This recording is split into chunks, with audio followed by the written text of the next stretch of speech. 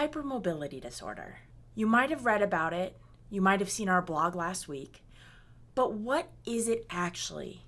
And what do the people who have it have to say?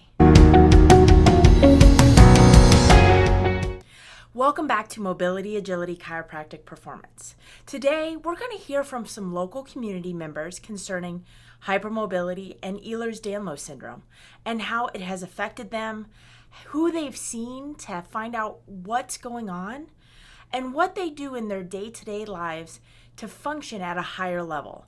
I'm excited to have these four people speak on what has brought them to function with hypermobility disorder and how they cope with everything going on in their life.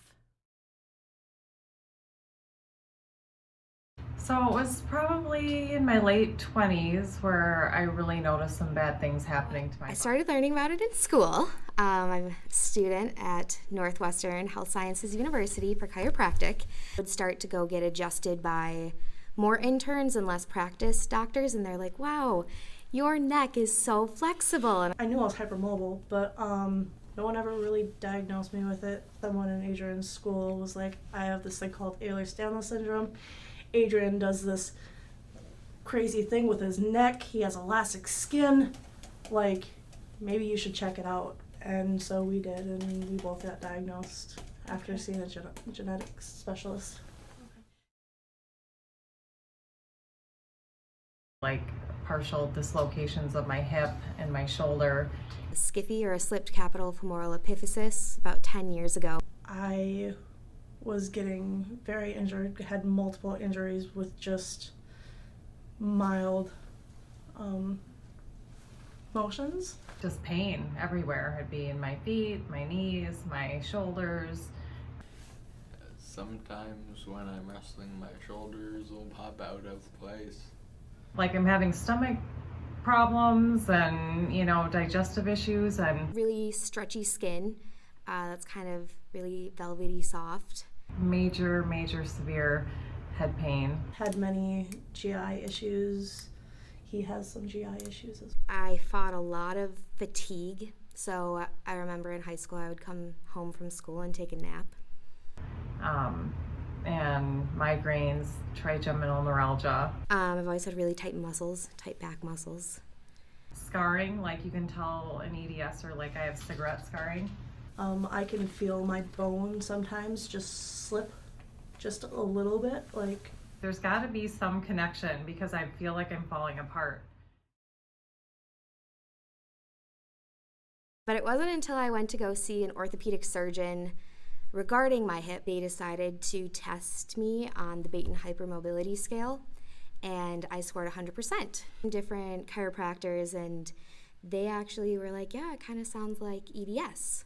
She referred me to one of her colleagues who's actually a chronic pain doctor, which I thought was interesting. I didn't expect that would be my referral. A neurologist, gastroenterologist, they couldn't figure out what was going on. And I saw every ologist known to man. How can this person have so many different things is what all these doctors were saying. I went to a geneticist and I was diagnosed with EDS. She was well, that's really difficult, but like people say, how can you work out every day? It's like, how can I not? Because I have to keep those muscles stable because my body just wants to fall apart all the time. So I need to stop doing all my cool tricks. It's probably not the best for me. I don't want to dislocate. It's really helped me understand what's kind of going on with me more, why I experienced all the fatigue, also why certain things happened. It just kind of all clicked and made sense. So now I know that I'm predispositioned to having tighter back muscles around my rib cage, and that I need to work on those and work on the stability of surrounding structures. Also more strengthening around those joints because they like to tighten up to make it act like I'm really stable, when in reality it's just trying to get me not to dislocate. So there are some lifestyle changes, more so regarding strengthening and not showing off my cool tricks. I was on the Vixens and was trying to participate and was not successful. I had to stop sports at an early age due to dislocations and other injuries. He's not cleared for any physical activities other than wrestling, and we got him cleared for wrestling because of his autism diagnosis and how well it's good for his sensory. And we ended up using PT and intervened at an early age, so we were able to work on the muscles that around his shoulder to make sure that it would stay in place. Like, how are you so good with health? It's not because I'm just naturally good at health. It's because I've had all these problems that I've had to be. I've had to research and dive in because I'm like, I have to have some kind of life. It's like,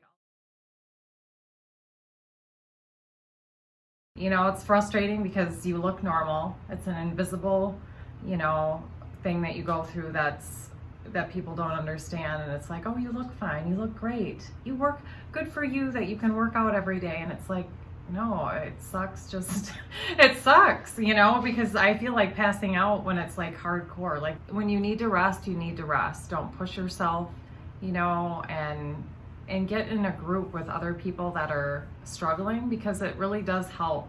Like, when I met, you know, my friends yesterday to just talk about all the stuff we go through, it's like, oh, finally somebody understands. I would say if your kids are showing symptoms, get them to a physician and bring it up to them to get them PT and the appropriate support that they need while they're growing. It's the same with EDS. You would never know how it is until you go through it, you know, and yeah, it's an invisible disease. I hope this video has been beneficial, and hearing the stories from Ace, Rachel, and Shelby have brought a picture to how hypermobility truly affects people. Reading about it online, in textbooks, and hearing about it really doesn't paint the picture as hearing from someone who has the genetic composition that gives them hypermobility disorder. Now, for further information, please check out our blog, and the Hypermobility Society online really has some great information. And if you feel like you have the potential for being hypermobile, please make it an appointment to have an assessment to see what we can do to help benefit you, because we want to get you out of pain so that you can get better faster, stay better longer, because no one has time to be sidelined. To keep up to date with future content, please click subscribe. Additional information is found in the description of this video. All information, content, and material of this video is for information purposes only and are not intended to serve as a substitute for the consultation, diagnosis, and/or medical treatment of a qualified physician or healthcare provider.